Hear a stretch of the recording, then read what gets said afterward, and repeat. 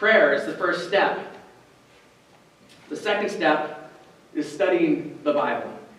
As you master being prayerful throughout your day, it will naturally lead to studying the Bible. Notice I didn't say reading the Bible. I'm saying studying the Bible. There is a big difference. Studying requires time, dedication, effort. Sometimes requires a little bit of help. But wait, you do study the Bible, right? The Bible. You go to church on Sundays, or most Sundays, like you're supposed to. Isn't that enough? No. It's not enough.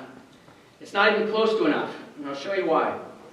The Bible has 31,102 verses. That means in order for our church to teach the Bible in 1 year, we'd have to teach and preach 598 verses a week. You ready, Pastor Dave? Ready. Woo! If we do about 10 verses a week, which seems to be pretty average for what we do, it will take us a few months shy of 60 years to get through the Bible one time. You can see why all of us in here, bald or gray, it takes a long time to get through the Bible. We spend 90 minutes a week at church. By the time we show up, say hello to a few people, get the kids over to their classes, enjoy and participate in the service, pick up our kids, say goodbye, and spend about 90 minutes. That's not even 1% of our week. 0.8%, not 8%. What's the other 99.2% of our lives filled with? Secular living, secular influence. Every time you turn on your phone, TV, or you drive down the street, it's secular living, 99.2%. That's why we need to have time to study the Bible on our own. As you live a life of prayer and study, your life and the lives of those around you will be affected. In your mind and in your heart, fear dies. Stress evaporates. Anxiety disappears. True faith and conviction in the power, love, forgiveness, and blessings of God will change your life. Did your parents ever tell you that you become who you hang around? Mine did. If 99.2% of your life is the secular world, what are the odds that you'll become part of it? It's pretty high. If all your knowledge about being a Christian man comes from the 90 minutes at church, you're in trouble, as am I. Out of those 90 minutes, 60 are in the service, 15 to 20 is music, information, messages, greetings. So actually being fed by the Word is less than half of 1% of our entire life, if that's all we do for Bible study. Reading the Bible is great, studying the Bible is greater, and if you're currently not praying, like we've talked about, you may be wondering, how am I going to fit this into my schedule? I promise you this. When you're praying and you have that deep relationship with God, you don't need to find time. You will easily make time. You'll have a conviction in your relationship and an excitement about studying the Bible. The study time will naturally replace less important things.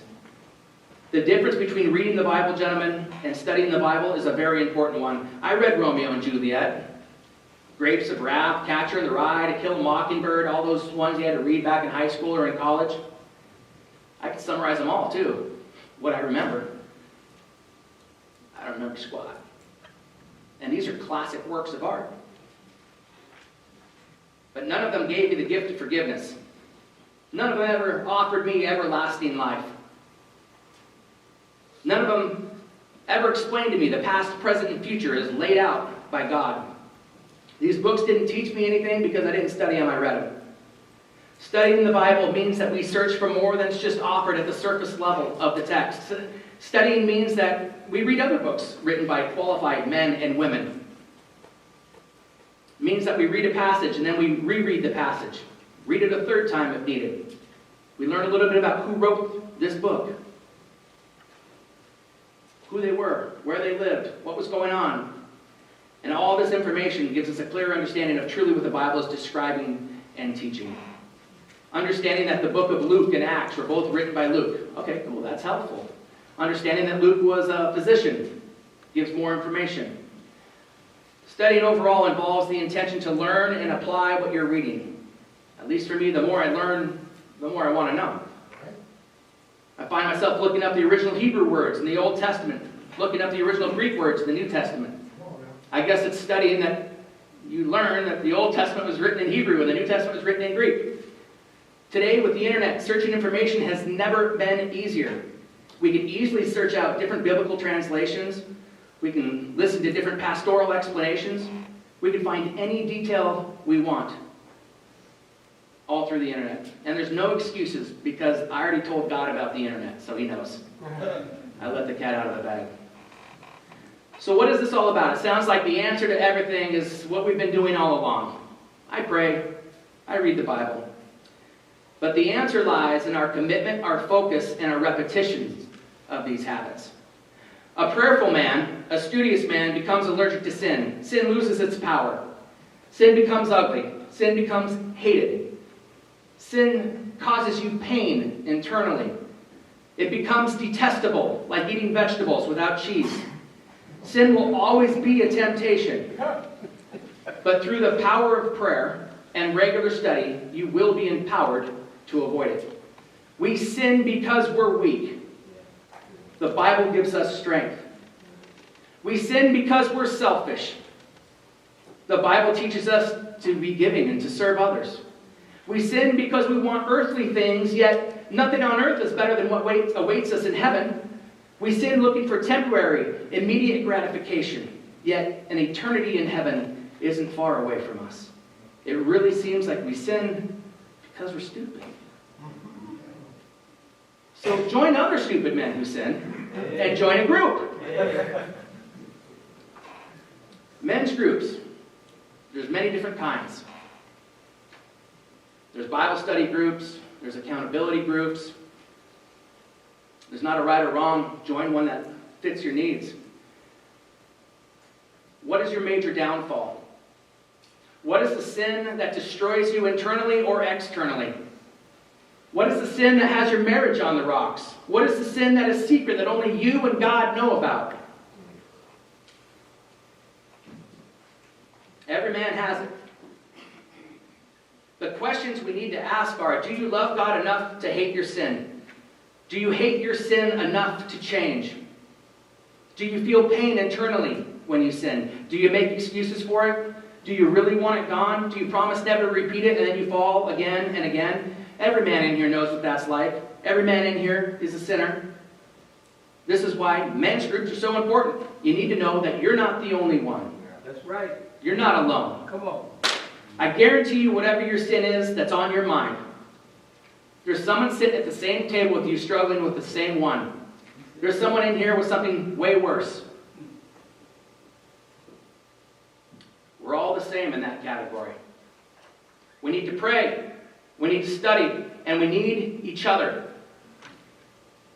If you're not in a Bible study group, get in one. If you don't have a Christian man or a group of Christian men who help hold you accountable to the changes that you're trying to make based on your faith, you need to find that group. It's crucial that you get into a group. We all need accountability. If we were all that accountable, we wouldn't have sinned to begin with. We've already failed. So how do we stop sinning in a world filled with secular sins? Where 99.2% of our time is spent outside the church, we need to believe and trust in Jesus. We need to pray regularly. We need to study the Bible, and we need to join a men's group. Our secular world tells you you're a good man as long as you celebrate everyone else and everyone else's sins. And by the way, you need to be quiet about your faith. Don't tell others about Jesus. Keep your faith to yourself. Accept everything else that's told to you is true. Celebrate sinful lifestyles, or you're racist, you're bigoted, you're a jerk. Celebrate sin or we'll close down your business. Celebrate sin or we'll sue you. Watch pornography and other things that are inappropriate. Because you know what? That's just what guys do. The money you make isn't good enough. Turn in your gun and rely on the government to protect your family. The schools, don't worry about your kids and your grandkids. The schools will help them determine what sex they're going to be in the future. And they need to know, the schools will determine what your 6-year-old needs to know about sex. These are some of the issues of our secular world without even touching on crime and violence and pedophiles and hatred and corruption. One man cannot fight these battles by himself successfully. We need a team. Yeah. Even Jesus, the very Son of God, who was perfect, had a team of 12. Do you?